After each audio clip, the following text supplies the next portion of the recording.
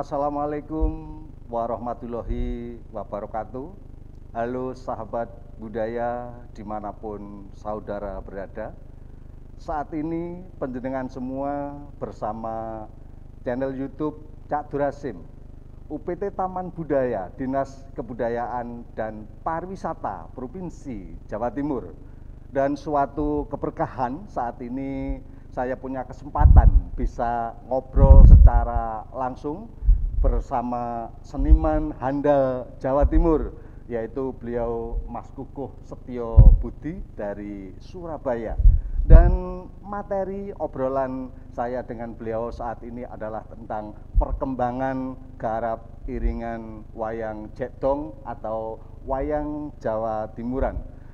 Kami berharap sahabat budaya dimanapun berada, kami mohon partisipasi dari sahabat budaya, berkenan mensubscribe, like, dan share. Dan jangan lupa klik tanda lonceng di sebelahnya. Untuk itu tetaplah bersama kami, channel YouTube Cak Durasim, UPT Taman Budaya Dinas Kebudayaan dan Pariwisata Provinsi Jawa Timur. Dan sesaat lagi silahkan simak obrolan kami berdua dan tetaplah bersama kami, ngopsi, ngobrol bareng seniman.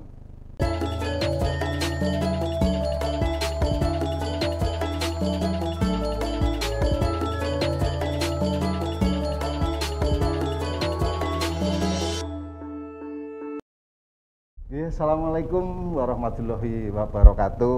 Kados pundi pawartosipun Cak Kukuh Setio Budi? Alhamdulillah, matur nuwun Mas Bambang. Terima kasih saya di ngopsinya ini ya. Sebelum ngopi. Kita ngopi, mau ngopi dulu enggak Bapak? Kita angkat-angkat bersama dulu. Awas nanti dulu. Kena ini. Terima kasih. Ya, suatu kebahagiaan saat ini kita bisa ngobrol bersama pada kesempatan yang sangat berbahagia ini, penjenengan seorang pemerhati pageliran wayang kulit dan sekaligus pelaku dari seniman pageliran wayang kulit. Tentu banyak ilmu yang harus disampaikan, berkenan berbagi pengalaman tentang penggarapan iringan wayang kulit, terutama tentang mungkin wayang gaya Jawa Timuran atau wayang Jekdong. Berkenan panjenengan berbagi pengalaman, mudah-mudahan berguna untuk generasi penerus wayang kulit di Jawa Timur dan Indonesia pada umumnya. Mas Kukuh, menurut panjenengan bagaimana garap iringan pakuliran wayang kulit pada zaman dulu atau leluhur kita, sesepuh kita, dan dalam perkembangan sekarang ini? Terima kasih Mas Bambang. Sebelum saya menyampaikan sesuatu, perkenankan saya menyampaikan salam hormat saya kepada senior-senior, terutama senior-senior di jagat perdalangan dimanapun berada, khususon teman-teman yang ada di wilayah Jawa Timur, baik itu di wilayah pageliran Jawa Timuran atau yang dengan gaya yang lain. Perkenankan saya untuk menyampaikan salam hormat saya, karena ngobrol di ngopsi ini kan pertanggungjawabannya itu dunia akhirat gitu, Mas. Dan gini Mas, sebelumnya saya juga akan menambahkan di saat ini di dunia pedalangan sedang berduka jika kita ikut menyampaikan bela sungkawa kepada beliau dalam senior dari Jogja, Mas Seno Nugroho. Mudah-mudahan husnul khotimah dan perjuangannya dilanjutkan oleh generasi-generasi selanjutnya. Dan saya juga mohon izin untuk mengucapkan duka cita karena generasi pedalangan Jawa Timur juga ada yang sudah dipanggil, adik saya Hendro, putranya Bapak Bambang Sugio yang senior dalang Jawa Timuran, kemarin juga belum ada 24 jam dari kepergian Mas Seno Nugroho juga adik saya Mas Hendro juga dipanggil, mudah-mudahan swarga langgeng husnul khotimah. Dan semangatnya tetap dilanjutkan ke generasi selanjutnya. Karena Mas Indro ini juga banyak inovasinya, akhir-akhir ini dia juga membuat yang namanya wayang kepang, ya wayang tapi yang berangkat dan berkembang dengan jaran kepangnya saat Turonggo Sabrang itu. Saya salut karena dia juga terus berinovasi dan berkreasi. Mas Bambang, Oke. kalau kita ngobrol atau ngomong tentang pakeliran Jawa Timuran atau iringannya dalam konten ini, kalau penjenengan tadi pertanyaannya dari yang dulu-dulu bagaimana? Ya memang dulu setahu saya, yang saya sudah melek, artinya sudah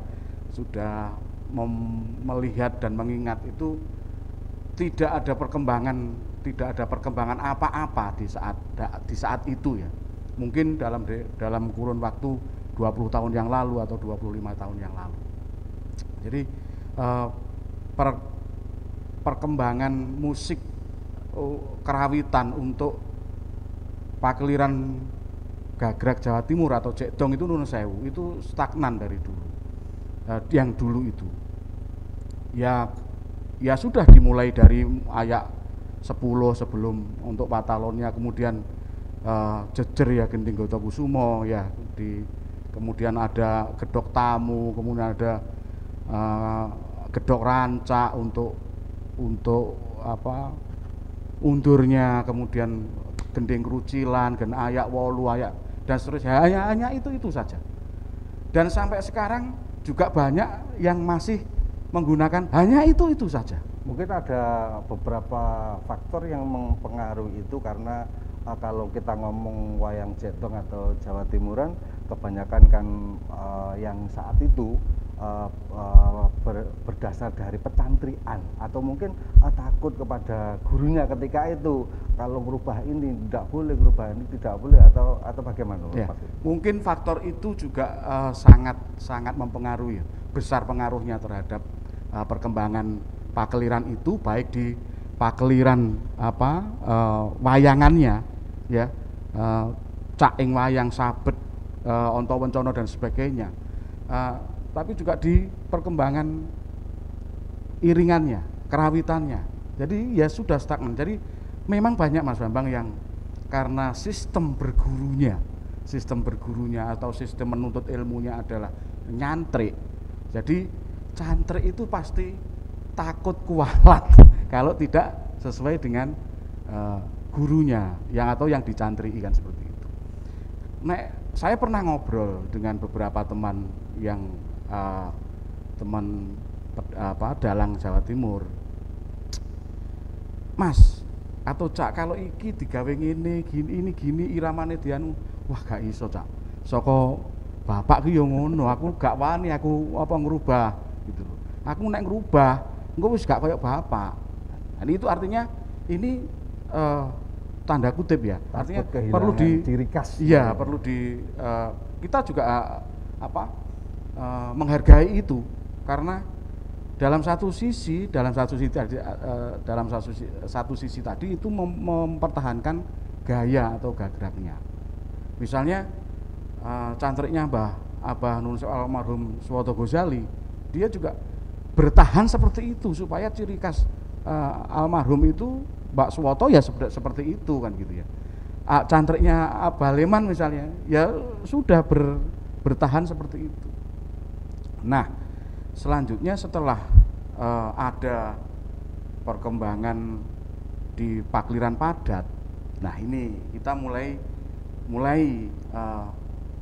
di akademisi, misalnya di SMK 12 dan sebagainya sudah mulai mengembangkan iringan pakliran Jawa Timuran, meskipun itu untuk gaya padat. Jadi munculnya garap iringan atau sajian pegelaran wayang padat berawal dari pengembangan seorang praktisi yang beliau berada di akademisi ya.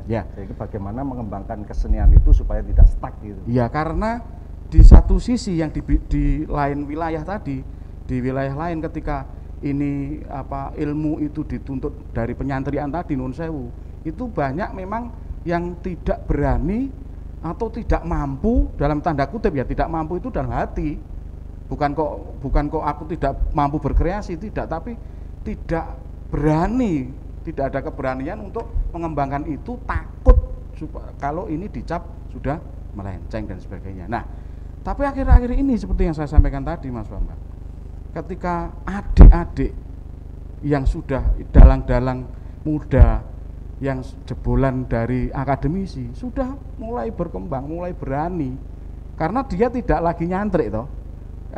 Dia tidak nyantrik, jadi tidak merasa berdosa kalau mengembangkan sesuatu yang ada di Pakliran itu. Tidak merasa punya amanah ini dari guru pencantrikan. Ya, karena dia menuntut ilmu ya dari sekolah. Tapi mungkinkah ketika seseorang generasi penerus itu meskipun berangkat dari pecantrian, tapi seorang generasi penerus itu juga melanjutkan di akademik pendidikan formal tentang pedalangan. Mungkinkah dia mencampur garap ini dari ilmu dari akademisi digabung dengan pecantrian, tapi tetap mempertahankan lokal jenius pencantrikannya, mungkin enggak? Ada juga yang seperti itu, Mas Bambang. Jadi banyak teman-teman juga yang dulu nyantrik di Pak Leman gitu ya. Tapi sekarang ketika dia sekolah juga, akhirnya anun sewu pikiran itu juga berkembang. Garap itu, oh ternyata bisa. Oh ini ternyata bisa digarap seperti ini. Oh nek balungan kerucilan itu ternyata mungkin ini bisa tidak hanya nibani, tapi bisa digarap melaku dan sebagainya. Nah itu sudah mulai bisa. Tidak tertutup kemungkinan malah membuat gending-gending baru untuk menunjang nilai di Pakliran itu. Banyak sekarang yang sudah seperti itu adik-adik. Dan kalau ngomong tentang garap iringan Pakliran wayang, karena di Jawa Timur ini versinya banyak, macam-macam. Ada Jawa Timur sendiri ada Porongan, Mojokerto, Burung nanti Lamongan, Gresian, dan dengan juga ada versi Malangan. Dalam pengkayaan penggarapan iringan, mungkinkah kita itu punya inisiatif atau keberanian menggabungkan dari beberapa versi itu dan menjadi sebuah sajian seni pertunjukan Pakliran wayang? Pengalaman saya melihat, mengamati, kemudian saya melakukan sendiri, itu ternyata dia bisa. Dan menurut saya itu ya nilainya malah justru lebih supaya kita itu memandangnya itu lebih luas gitu loh. Wong iku aja mung sak kotak gitu ya Mas.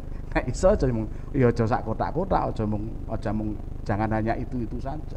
Tapi kita bisa memandang secara luas, bisa merasakan lebih banyak yang lebih kaya begitu.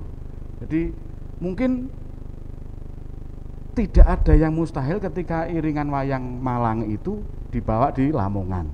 Tidak ada yang mustahil ketika iringan Lamongan itu dibawa ke Mojokerto dan sebagainya. Kan itu sah-sah saja. Tidak ada hal yang haram menurut saya seperti itu. Tapi ya tinggal sing ngecakke kuwi piye. Tinggal yang memperagakan bagaimana, yang menyampaikan bagaimana, dan intinya kalau saya tetap ada sang dalang.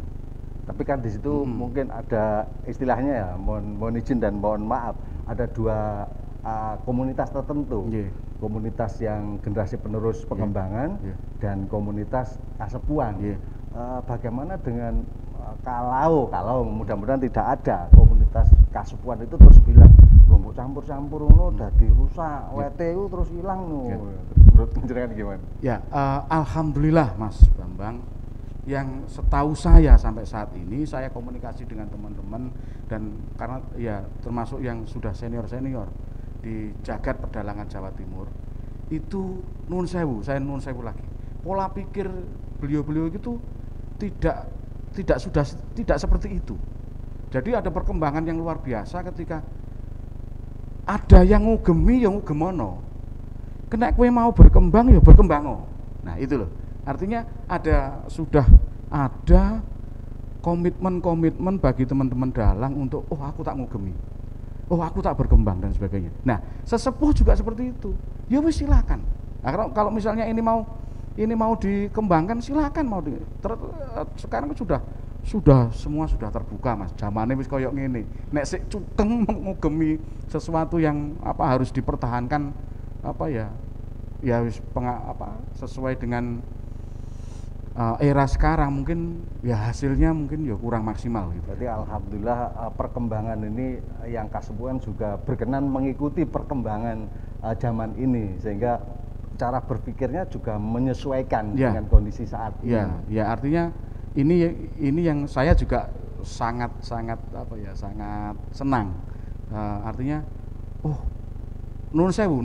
Dulu kan banyak yang cukeng, artinya banyak yang gondeli gitu ya. Terutama nun sewu yang saya sesepuh yang sudah senior. Nek gak ngono yo gak gitu loh. Gondokusumo ku ya wis ngono iku. Nek gak ngono wah gak masuk iku. Ya, bisa juga itu malah wah merusak dan sebagainya. Tapi alhamdulillah sekarang tidak.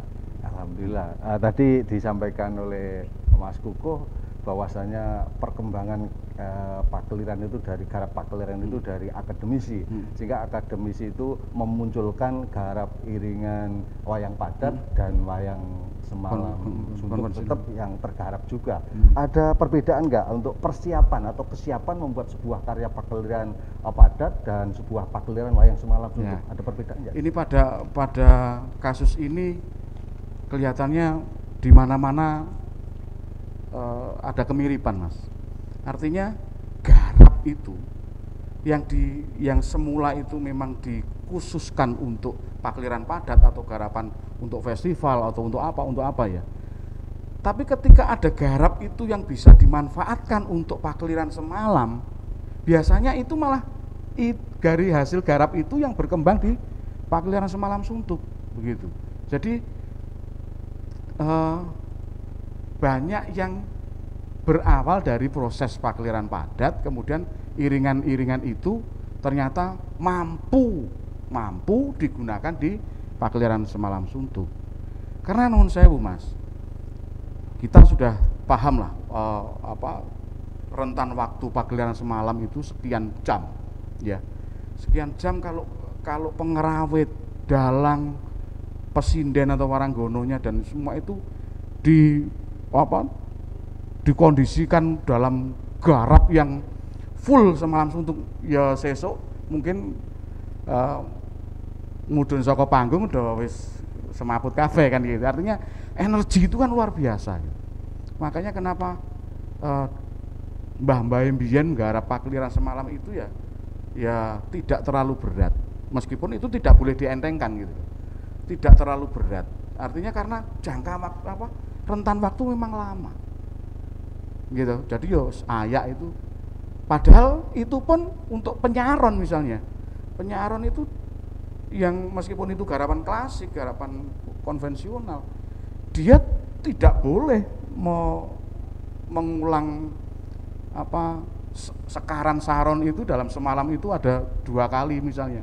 Nah, ini kan membutuhkan memori yang luar biasa. Jadi, dan kemampuan yang luar biasa, pengayaan yang luar biasa. Harus kaya sekaran gitu ya. Juga dengan perkembangan garap iringan yang semakin kesini semakin luar biasa, karena SDM generasi penerusnya juga banyak yang dari akademisi, sehingga muncul kekhawatiran apakah ada gending-gending lama yang biasanya dibunyikan sehingga sekarang dilupakan. Padahal gending itu kalau saat itu rohnya wayang itu di sini. Itu menurut penjelasan bagaimana? Gondokusumo itu ternyata yang kenapa itu dipertahankan kan memang nilai dari kembang ya kusumo itu yang ada gondonya ya, bahunya, atau yang di dari makna gending itu makna nama itu yang diambil supaya pakeliran semalam suntuk itu berbau seperti bunga yang harum kan gitu ya. Itu yang saya terima, yang saya dari makna gending Gondokusumo itu, makanya dipertahankan apapun jejerane ya pokoknya gendingnya Gondokusumo. Nah, Gondokusumo jangan dihilangkan, tapi Gondokusumo bisa dikembangkan, atau Gondokusumo malah bisa direkonstruksi atau di otak-atik bagaimana untuk memenuhi kebutuhan sang dalang ketika menyampaikan pakliran semalam itu. Nah, saya yang ngotak-ngatik Mas Bambang, pernah saya ngotak-ngatik, dan Gondokusumo itu saya beri girongan, garap vokalnya, kemudian iramanya dan sebagainya. Tidak menghilangkan Gondokusumo itu, tapi saya bumboni. Ya moga-moga nek dibumboni ki luwih enak, lek dibumboni malah dadi ra penak kan. Ya kembali, tapi ya monggo, artinya penak ora kepenak ya toh, enak ora enak itu kan tergantung nanti siapa yang merasakan. Tapi paling tidak untuk kebutuhan sekarang misalnya, karena rentan waktu pakeliran Jawa Timuran itu kan tidak seperti pakeliran Jawa Tengah yang mulai sore sudah talu kemudian sampai jam berapa. Tapi Jawa Timuran itu cukup singkat karena sore sudah ada ngremo, kadang-kadang masih ada dagelan dan sebagainya. Jadi kalau mulai pakeliran itu setengah 12 atau jam 12, kemudian garap patalon, kemudian garap jejerannya Gondokusumo itu utuh seperti itu yang hampir 1 jam sendiri. Apakah itu masih relevan untuk dipertahankan gitu ya? Ya itu saya memberikan alternatif aja untuk teman-teman supaya ini ternyata iso iki dipedhot ning kene, pelungane mung sakmene ya toh, terus iki tinggo janturan dan sebagainya. Akhirnya mungkin hanya cukup waktu 20 atau sampai 25 menit saja cukup dan sebagainya. Yang penting tidak mengurangi roh dari maksud gending. Nah, Gondokusumonya selama ini Mas Kuku menjadi komposer atau garap iringan pakeliran, sering mendapatkan pesan dari sutradara dari pakeliran itu adalah seorang dalang untuk menciptakan suasana tertentu. Ada kesulitan nggak seorang dalang menginginkan garap iring aku ini pengen suasana ini, terus yang harus dipersiapkan oleh seorang komposer apa? Mungkin SDM waranggononya, SDM penabuhnya, mungkin karakter yang dibutuhkan suasana seperti ini, mungkin juga kah berarti saya harus memilih karakter suara yang seperti ini untuk mendapatkan suasana yang seperti ini. Menurut Mas Kuku gimana? Sebetulnya banyak kesulitannya Mas, kalau kita harus memenuhi pesanan tadi ya. Tapi paling tidak begini, pertama saya berusaha memahami dulu iki sing dikarepno dalang iki ya apa, sing dikarepne dalang iki butuhe sing ya apa. Kalau misalnya ini suasananya ini rengu wae, enggak sedih, enggak terlalu sedih misalnya ya. Gembira juga tidak, terus rengu, wah ini butuh ya apa kan. Orang itu kalau di sektor abu-abu itu kan pasti paling sulit.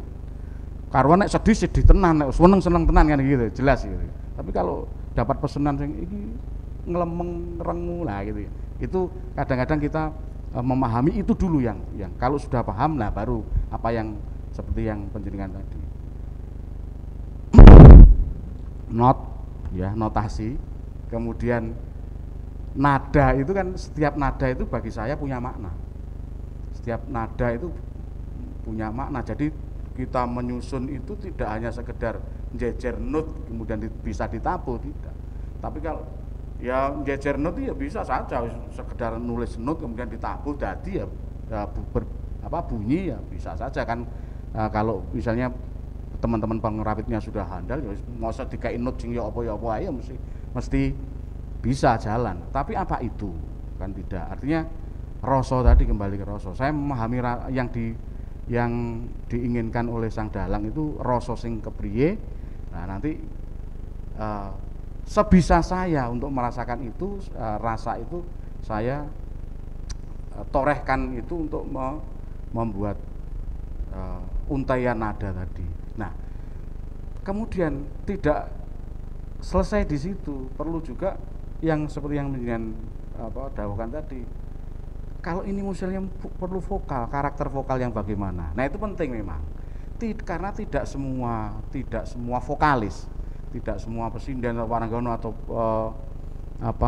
penggirong itu sesuai warna suaranya dengan karakter ini.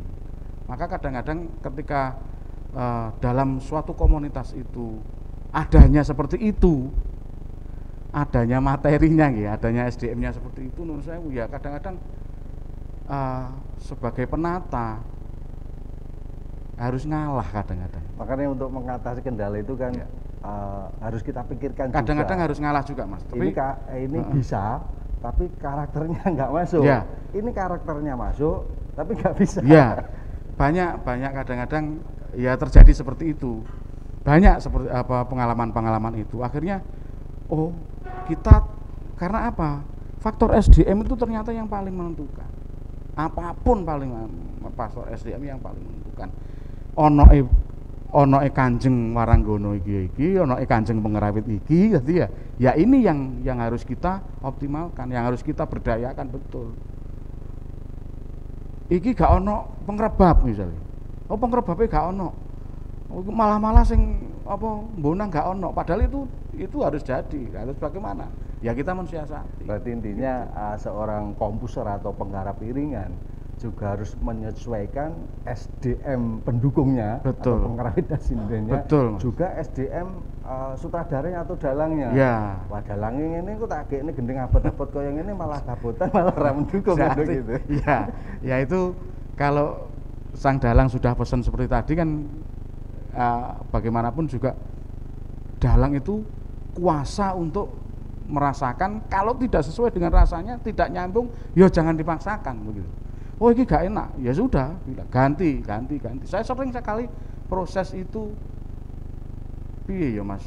Artinya wong lek wis ngomong rasa menurut saya ini sudah, tapi menurut beliaunya belum misalnya. Itu kurang ini, ya harus berproses lagi. Nah, itu kadang-kadang yang justru malah yang mergo justru ini yang bagaimana supaya pelaku atau teman-teman pendukung ini tidak ceklek gitu ya, artinya ini dalam proses tidak ceklek bagaimana gitu. Ya wis iki dingeneke wae, ini prosesnya menyesuaikan dengan SDM tapi tidak mengurangi kebutuhan atau suasana yang seperti dibutuhkan dalam adegan itu. Selama ini penjenengan kan tidak hanya menggarap tentang iringan pakliran wayang kulit, mungkin dalam seni pertunjukan lainnya juga, mungkin ludruk, mungkin ketoprak. Betul. Ada perbedaan nggak cara menggarap atau suasana yang dibutuhkan dalam adegan? Kalau pada intinya sebetulnya tidak ada perbedaan Mas, cuma kan kontennya saja kan gitu ya. Kalau kita nggarap wayang kulit misalnya, yaitu sing dituruti itu kan dalang gitu. Hanya satu orang dalang. Di ludruk juga kita nuruti sutradara kan. Sama sebetulnya. Kalau ini dalang, sutradaranya dalang, kalau ini sutradara. Tapi sutradara itu hanya di balik layar. Ketika pas pada saat pertunjukan itu ya pemain-pemain itu yang ada di atas panggung. Jadi ketika ada di atas panggung, penata gending, pengendang, pengerawit ya harus tahu rasanya sih yang berperan di situ. Misalnya itu Mbokne Sarip gitu ya. Mbokne Sarip. Ya sudah, kalau misalnya tadi sutradaranya iki welasan seperti itu. Ketika karakter Mbokne Sarip itu seperti apa? Nah, di situ menentukan juga Mas. Iki welasane sak piro katanya. Kalau Mbok Sarip itu pas sedihnya seberapa? Sedih iki nganggo mangkel, apa sedih iki mergo sedih banget sing nganti brebes mili getih dan sebagainya, artinya gitu. Sedih mangkel atau sedih susah atau sedih yang bagaimana. Nah, itu yang di sisi musiknya itu harus bisa sampai ke sana buat saya loh Mas. Karena Jula Juli itu bisa memenuhi itu, tapi dengan tentu saja dengan garap, dengan komposisi yang bagaimana, temponya yang seberapa, instrumen yang berbunyi apa saja. Nah, itu loh, sampai segitu. Jadi mungkin sama gending Jula Juli tapi instrumen atau irama atau nada yang dibutuhkan harus berbeda. Betul. Artinya tempo itu seberapa, nek wong iki sedih, bisa kok Jula Juli itu untuk ngiringi sedih. Wong itu gending multidimensi, tidak terbatas ruang waktu. Jula Juli itu maha gending buat saya gitu loh Mas. Jadi itu luar biasa. Kita seni tradisional memang luar biasa. Iya. Dan tinggal kita bagaimana menggarap saja untuk memberdayakan itu sesuai dengan sesuai dengan kebutuhan yang ada di sana. Kalau dulu setiap slot ludruk pasti dibuka dengan bonang misalnya, bleng, blong, apa sekarang harus seperti itu. Karena sekarang slot itu sudah tidak ada. Gitu. Dulu itu malah apa yang sekarang turun itu kendang sudah jelang, bleng, blong. Nah, sekarang apa yang udah ada? Yang itu ya. Nah, ini juga harus dipahami. Sakjane gunane apa iku? Jula-juli sing bleng, blong, blong. Nah, itu gunane nggo apa? Kalau itu sudah tidak relevan, ya leng kono wis gak ono kok gitu ya. Itu skermnya sudah tidak, ya jangan pakai itu. Mungkin cukup pakai dengan apa? Dengan situasi yang ada di situ, kita juga pakai kendang, buko kendang aja, tung bisa juga dan sebagainya. Nah, ini apa? Perkembangan sesuai dengan kebutuhan saja. Dalam perkembangan ini sebenarnya kalau kita ngomong dari instrumen gamelan pelok slindro itu saja sudah bisa memenuhi kebutuhan dari adegan atau keinginan suasana yang dibutuhkan oleh sutradara atau dalang. Tetapi kita tidak menutup perkembangan ini ya. Kita melihat semua banyak beberapa instrumen yang dimasukkan campur dengan gamelan, termasuk garap wayang kulit pun secara umum tanggapan ini dengan perkembangan ini ada instrumen lain yang masuk di dalam gamelan, termasuk di dalam pertunjukan ludruk pun begitu. Menurut jenengan gimana? Ya itu sah Mas, itu sah saja karena ya tergantung tadi kebutuhan gitu. Kebutuhan itu sebetulnya yang butuh siapa tuh?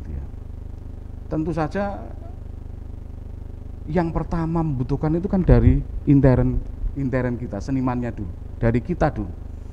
Kalau misalnya pertunjukan itu wayang, ya mesti dalangnya yang butuh kan. Aku nek ngeprak sak menit iki rasane apa kok kurang ngantep anu Bu.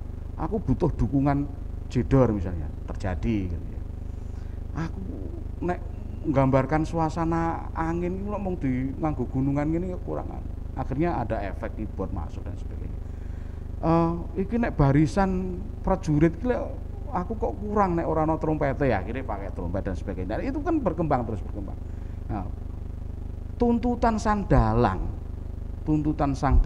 itu tentu harus terpenuhi ketika pakliran itu. Kalau sang dalang memang mampu untuk memenuhi, untuk berusaha atau berupaya memenuhi itu, dalang itu kan apa ya Mas? Ya sutradara, ya manajer, ya sembarang kan gitu.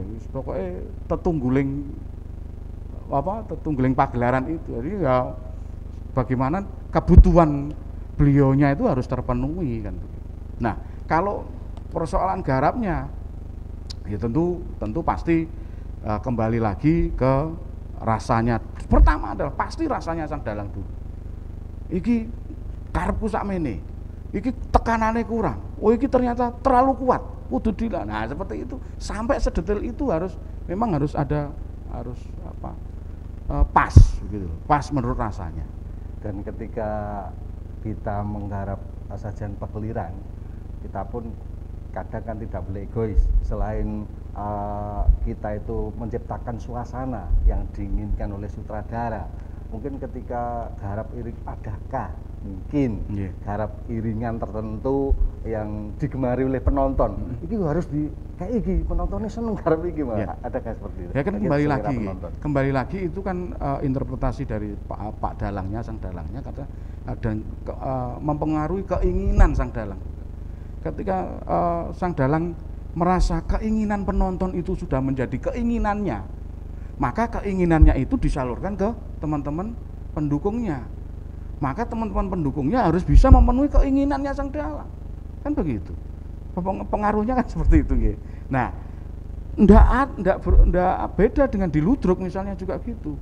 Wah, penonton itu saiki membutuhkan gending-gending tayub, gending-gending tandaan, gending-gending campur sari saat bedayan misalnya. Nah, akhirnya sistem pertunjukan itu dalam kendali sutradara menginginkan keinginan penonton itu terpenuhi. Akhirnya sebagai director ya dia mendirect supaya ke semua, dari Pengrawit sampai ke Waranggon, sampai ke apa tanda-tandanya Nun Sewu, itu ya harus bisa memenuhi itu, karena itu sudah menjadi keinginan tadi. Nah, keinginan itu sudah di-manage oleh sutradara ya, untuk jadi ya di ludruk pun kalau misalnya ini perlu seperti tadi, misalnya perlu harus ada instrumen trompet, perlu ada instrumen yang lain yang harus dimasukkan untuk memenuhi keinginan tadi, ya harus sebisa mungkin harus dipenuhi. Apakah keinginan penonton itu harus ditayang? Menurut saya tergantung.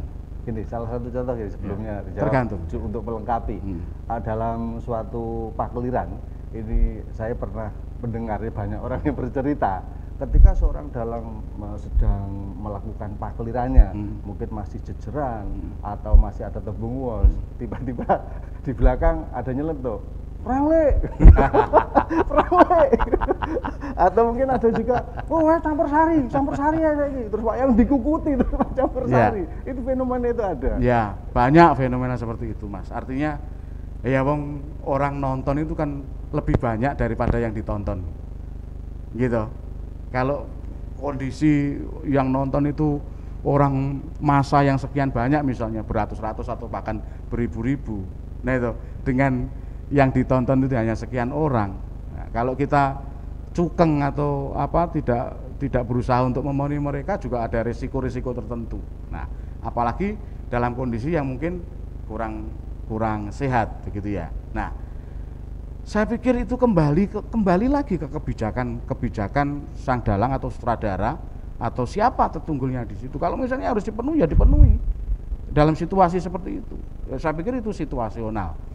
Nah, kalau misalnya dipikir tidak terlalu berat resikonya kalau tidak dipenuhi, ya seyogianya pergelaran itu berjalan sesuai dengan apa yang sudah direncanakan, kan seperti itu, Mas. Gitu. Tapi kalau ya memang ada dilema ya, ketika kadang kita nggak mengikuti selera penonton, bisa-bisa kita tidak ditangkap. Nah, itu tinggal kembali lagi, itu adalah pilihan.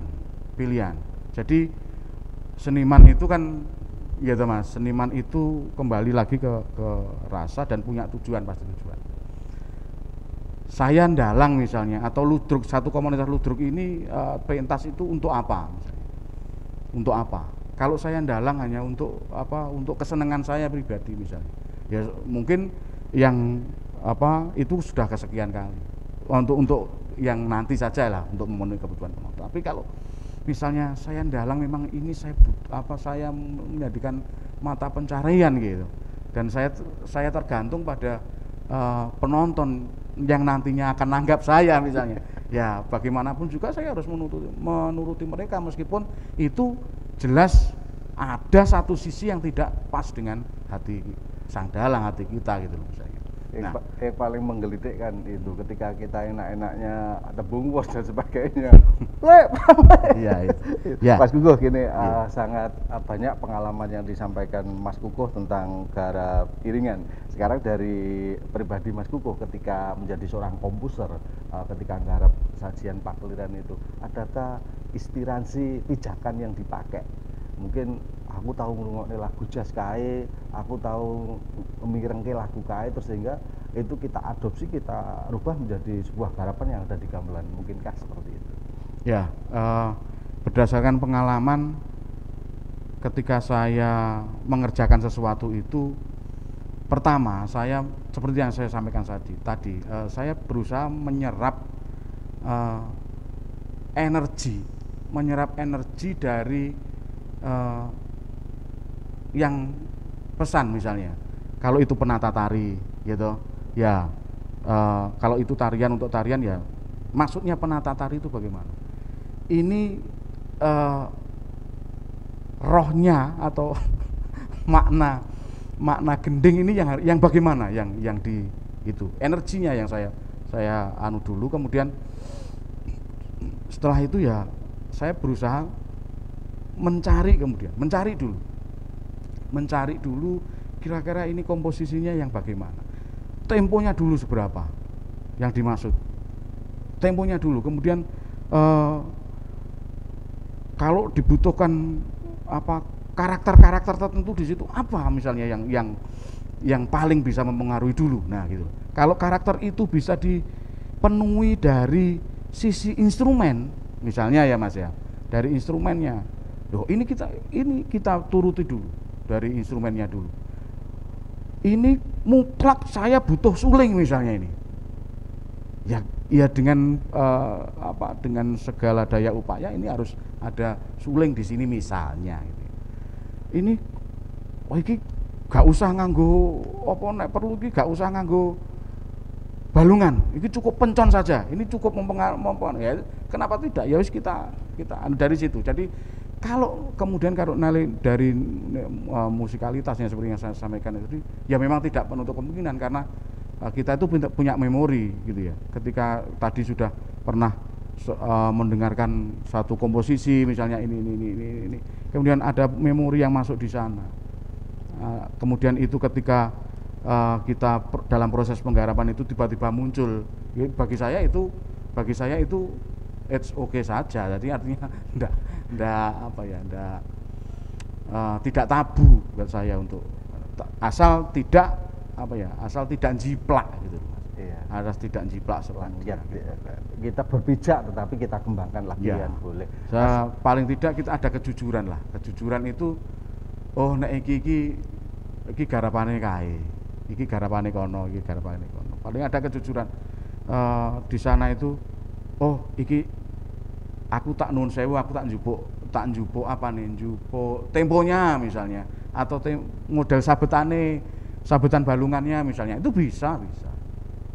Luar biasa. Dalam proses pengalaman menjadi komposer atau penggarap itu pasti ada istilahnya suka dukanya. Ketika kita menggarap bahwa garap ini harus selesai, karakter yang kita butuhkan seperti ini, tiba-tiba SDM yang kita butuhkan tidak hadir. Adakah pengalaman seperti itu, pengalaman yang tidak mengenakan selama menjadi komposer? Ya ada Mas, pasti. Tapi saya berusaha untuk enak. Jadi dari awal saya berusaha untuk enak karena apa? Saya tahu kalau misalnya kembali lagi, kalau teman-teman ini saya paksakan seperti ini tidak akan mampu misalnya. Ya sudahlah, targetnya tadi harus naik pesawat, saya naik kereta saja lah. Kalau naik kereta sih ini kurang ketekan nih. Ya sudah, kita targetnya ya wis mudun lah. Kok iso numpak becak barang gitu. Luar biasa, pengalaman dari Mas Kuko memang luar biasa.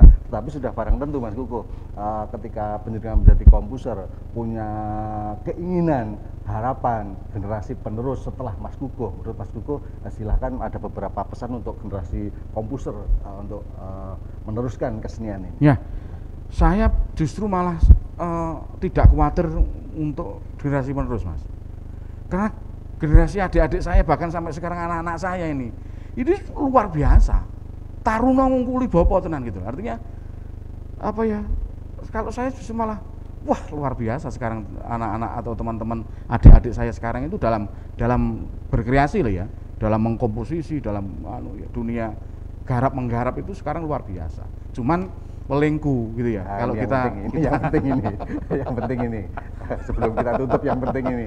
Kalau pahami rohnya dulu. Gitu loh maksud saya. Kalau kowe arep nggarap apa pahami dulu. Misalnya arep nggarap jula-juli, pahami dulu jula-julinya itu. Jula-juli iki apa sih? Gending multifungsi ya memang multifungsi gitu. Tapi pahami dulu dari rohnya itu. Gitu ya. Karena menurut saya Mas, sekarang kita nggarap macam-macam ya, nggarap macam-macam, tapi nggak kecekel gitu loh. Banyak yang adik-adik atau anak-anak itu, ya itu tadi banyak yang penting rame dan sebagainya ya. Tapi iya itu memenuhi sesuai dengan jiwanya. Euforia jiwanya. Tapi pahami dulu. Maksud saya itu betul-betul pahami rohnya dulu. Jula-juli ki sak piro. Karena apa nun sewu? Nek beda teknis tabuhan. Jula-juli itu maknanya sudah beda. Tabuhan jula-juli untuk ngremo, kidungan ngremo, pada kidungan ya. Kidungan ngremo itu teknis tabuhannya sudah lain dengan kidungan ngepur. Nah, gitu ya. Nanti Jombangan teknik tabungannya sudah lain dengan apa? Retek, kemudian ya itulah banyak sekali. Nah, itu bagi tolong itu dipahami dulu. Supaya nanti sampean tidak terjebak gitu ya. Tidak terjebak apapun mensikapi gending atau apa yang mau digarap itu apa gitu. Luar biasa dari pengalaman jelas dari dipahami Mas Kuko apa yang disampaikan tadi, mudah-mudahan bermanfaat untuk generasi penerus, belum tentang padet wayang maupun dan lain sebagainya. Belum mungkin, kalau kita ngomong tentang padet dan sebagainya itu keterbatasan waktu, mungkin suatu saat akan kita bahas lagi. Terima kasih Mas, bisa beri aplaus yang meriah untuk narasumber kita Mas Kuko. Sahabat budaya dimanapun berada, ini tadi obrolan saya dengan Mas Kuko Setio Budi, salah satu komposer di Jawa Timur. Mudah-mudahan bermanfaat dan tadi pesannya untuk generasi penerus, para muda milenial tetap semangat untuk meneruskan perjuangan, menjadilah bangsa yang berkarakter. Terima kasih, mohon maaf segala kesalahan dan ucapan pada tayangan ini. Akhir kata, wabillahi taufiq wal hidayah. Wassalamualaikum warahmatullahi wabarakatuh.